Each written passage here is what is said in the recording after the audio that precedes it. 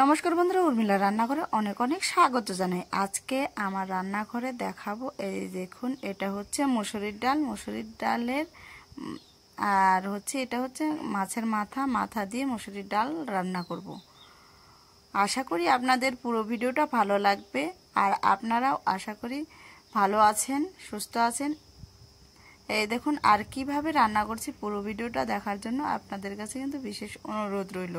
তো প্রথমেই আমি দেখুন মাছের মাথাটাকে লবণ হলুদ দিয়ে মেখে নিচ্ছি, ভাজবো বলে মেখে নিব। এই দেখুন,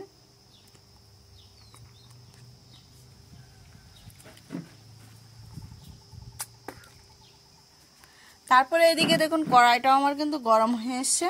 আমি দিয়ে দিব এখানে সর্ষের তেল। তেলটা দেওয়ার পর আমি একটু হালকা নেড়ে চেড়ে দিচ্ছি।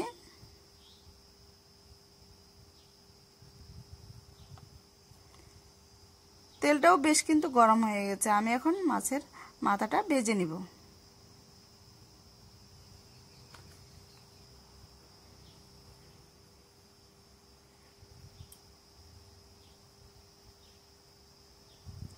মাছের মাথাটা কিন্তু বেশ আমার ভাজি করে নামিয়ে ফেলছি আমি। আর ভিডিওটা ভালো লাগলে অবশ্যই সাবস্ক্রাইব, লাইক, কমেন্ট করে পাশে থাকবেন। আর আমার চ্যানেলে যারা নতুন আছেন তারা কিন্তু অবশ্যই সাবস্ক্রাইব করে পাশে থাকার কিন্তু সুযোগ করে দেবেন। তারপরে দেখুন কড়াইটা কিন্তু আমি পরিষ্কার করে আবার তেল কিন্তু দিয়ে দিলাম। ওই মাছ ভেজেছিলাম ওই তেলটাই কিন্তু দিয়ে আমি এখন ডালটাকে সুন্দর করে ভেজে নিচ্ছি।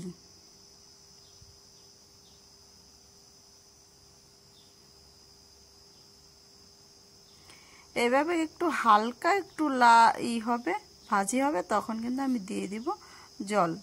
এই দেখুন ভাজি কিন্তু আমার কিন্তু হয়ে এসছে প্রায়। ডালটা ছিল অন্য কালারে, এখন কিন্তু ভাজিতে কিন্তু আরেকটা আলাদা কালার হয়ে গেল। এভাবে করে নেড়ে চেড়ে নিচ্ছি। একটু লাল লাল কালার হয়ে এসছে। তারপরে আমি দিয়ে দিচ্ছি এখানে জল দিয়ে দিব। বেশি আবার যাতে পোড়াও যাবে না, তাহলে কিন্তু ডালটা খেতে কিন্তু ভালো লাগবে না। দিয়ে দিলাম জল দিয়ে একটু নেড়ে চেড়ে দেব। আর একটু পরিমাণ জল লাগবে, ডালটা ফুটতে তো হবে। এই দেখুন দিয়ে দিচ্ছি। তারপরে দিয়ে দিব এখানে স্বাদ মতো লবণ। তারপরে দিয়ে দিব এখানে কয়েকটা কাঁচা লঙ্কা ফাটানো।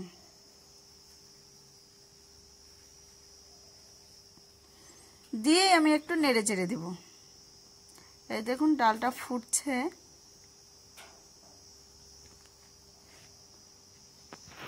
ডালটাকে বেশ করে যখন আমি ফুটিয়ে নেব তখন দিয়ে দেব এখানে একটু আদা বাটা। আদা বাটাটাকে দিয়ে আমি অ্যাড করে নিয়েছি। অ্যাড করে নেওয়ার পর এখানে দেখুন হালকা আমি নেড়ে চেড়ে দেব।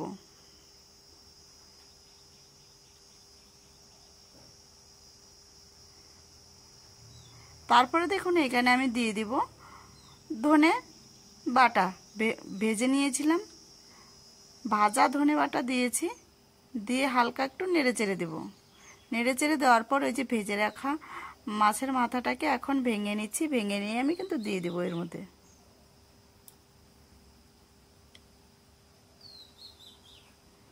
ডালটা কিন্তু গলে এসছে। এবার দিয়ে দিলাম মাছের মাথাটাকে, দিয়ে দিচ্ছি এর মধ্যে।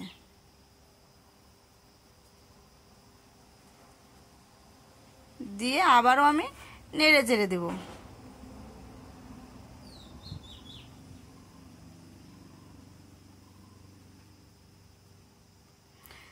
দিয়ে দেবো এখানে অল্প পরিমাণ শুকনো লঙ্কার গুঁড়ো। তারপরে দেখুন আমি দিয়ে দিচ্ছি হলুদের গুঁড়ো। হলুদটা দেওয়ার পর একটু ঘন ঘন করে নাড়তে হবে, যাতে না তো আবার হলুদগুলো গোটা গোটা হয়ে থাকবে। এই দেখুন সম্পূর্ণ মিক্সার হয়ে গেল।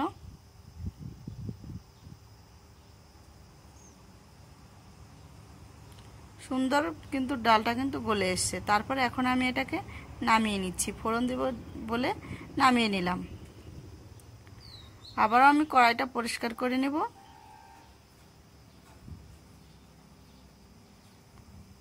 তারপরে দেখুন বসিয়ে দিলাম কড়াইটা। আবার বসানোর পর আমি দিয়ে দিব সরষের তেল।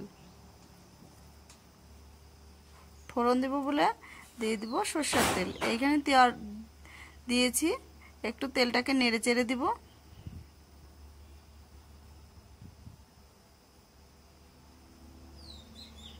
দিয়ে দিব এখানে কয়েকটা শুকনো লঙ্কা আর হচ্ছে জিরে ফোড়ন দিয়ে একটু নেড়ে চেড়ে দিচ্ছি।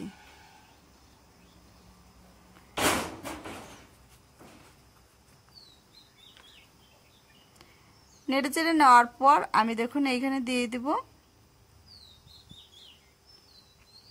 একটু লঙ্কাটা যখন একটু পুরার মধ্যে আসবে তখন আমি দিয়ে দেব আদা থেতো করা। আদা থেতো করা দিয়ে আমি একটু ভেজে নিচ্ছি আদাটাকে।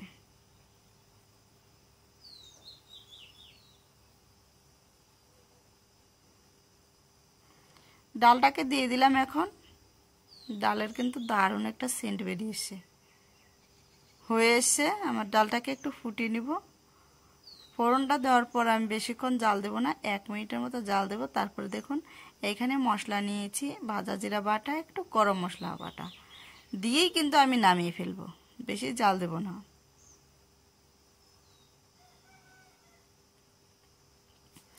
এখন কিন্তু আমি নামিয়ে ফেলছি। তো ভিডিওটা ভালো লাগলে অবশ্যই সাবস্ক্রাইব, লাইক, কমেন্ট করে আপনারা পাশে থাকবেন।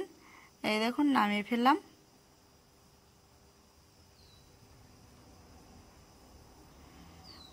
ডালের কিন্তু একটা অসাধারণ সেন্ট বেরিয়েছে। তো ভিডিওটা দেখে আপনাদের ভালো লাগলে আপনারাও এরকম রেসিপি বানিয়ে ফেলবেন বাড়িতে। আমি অন্য ভিডিও নিয়ে আসবো কালকে। অনেক অনেক